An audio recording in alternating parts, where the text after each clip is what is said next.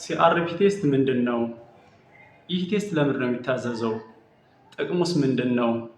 ድሮባኩስ ምንድን ነው የሚለውን ነገር ዛሬ እናያለን።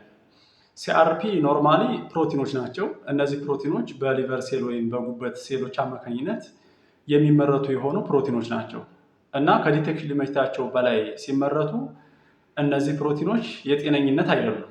ማለት ኖርማሊ ሊቨራችን እነዚህ ፕሮቲኖች የሚያመርተው ምን የተለያዩ የሆኑ ሰውነታችን ውስጥ ክስተቶች ሲፈጠሩ ብቻ ነው እነዚህን ሊያመርታቸው የሚችለው።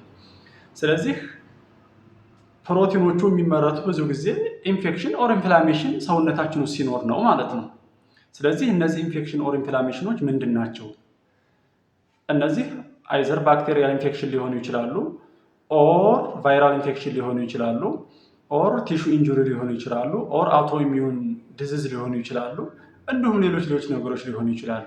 ስለዚህ እነዚህ ክስተቶች በሚከሰቱበት ጊዜ ሊቨራችን ከፍተኛ የሆነ ሲአርፒ ፕሮቲኖችን ያመርታል ማለት ነው። ይሄ ቴስት ለምንድን ነው የሚጠቅመው? የመጀመሪያው ኢንፍላሜሽን ዲቴክት ለማድረግ ነው። ይሄ ኢንፍላሜሽን አይዘር ባክቴሪያል ኢንፌክሽን ኦር ቫይራል ኢንፌክሽን ሊሆን ይችላል ማለት ነው። ሁለተኛው ደግሞ ባክቴሪያል ኢንፌክሽኖችን ቲፒካሊ ምን ለማድረግ ነው?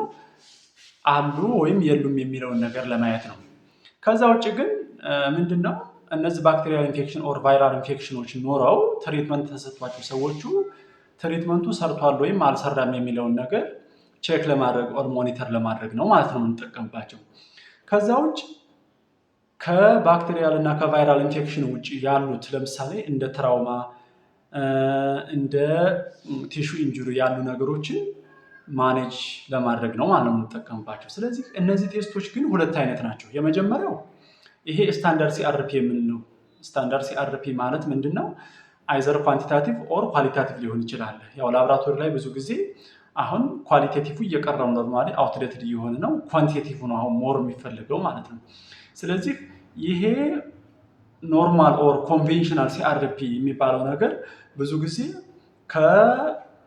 ከሞዴሬት እስከ ሲቪር ኢንፍላሜሽንን ዲቴክት ለማድረግ ነው የምንጠቀምበት እና ሀይ የሆነ ኢንፍላሜሽን ኦር ኢንፌክሽን ካለ ብቻ ነው ይህን ቴስት ልንሰራ የምንችለው ማለት ነው። ስለዚህ ይሄ ቴስት ሀይ ሊሆን የሚችለው የኢንፌክሽኑ መጠን ከመካከለኛ እስከ ከፍተኛ ሲሆን ብቻ ነው ማለት ነው። ሁለተኛው ምንድነው? ይሄ ኤችኤስ ሲአርፒ ይባላል ኦር ሃይ ሴንሲቲቪቲ ሲአርፒ ይባላል። ይሄ ብዙ ጊዜ የሲአርፒ ፕሮቲኖቹ ኮንሴንትሬሽን በጣም ሎው በሚሆንበት ሰዓት የሚሰራ የሆነ የቴስት አይነት ነው። ስለዚህ ይሄ ሜይንሊ የሚፈለገው ለምንድን ነው? በተለይ ካርዲዮቫስኩላር ሪስክ ላለባቸው ሰዎች ነው ይሄ ብዙ ጊዜ ይሄ ቴስት የሚሰራው ማለት ነው። ይሄ ቴስት እንደ ማንኛውም ቴስት ብዙ ድሮባኮች ያሉበት ቴስት ነው። ማለት የመጀመሪያው ምንድን ነው? ይሄ ቴስት እንደምታውቁት ነን ስፔሲፊክ ቴስት ነው። ስፔሲፊክ ለሆነ ዲዚዝ የምንሰራ የሆነ ቴስት አይደለም። ምክንያቱም ለኢንፍላሜሽን እንሰራዋለን፣ ለኢንፌክሽን እንሰራዋለን፣ ለቲሹ ኢንጁሪ እንሰራዋለን፣ ከሰርጀሪ በኋላ ኢንፍላሜሽኑ እንዴት ነው ለሚለው ነገር እንሰራዋለን፣ በጣም ለብዙ ነገሮች ለአውቶ ኢሚዩን ዲዚዝ እንሰራዋለን።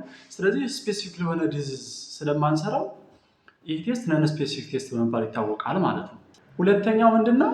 ዲቴክሽን ሊሚቱ ላይ እስካልደረሰልን ድረስ ኦር ኢርሊ ኢንፌክሽን ላይ የሆነ ሰው ኖርማል ሪዛልት ሊያወጣብን ይችላል ማለት ነው። ስለዚህ ይህም ድሮባክ አለበት።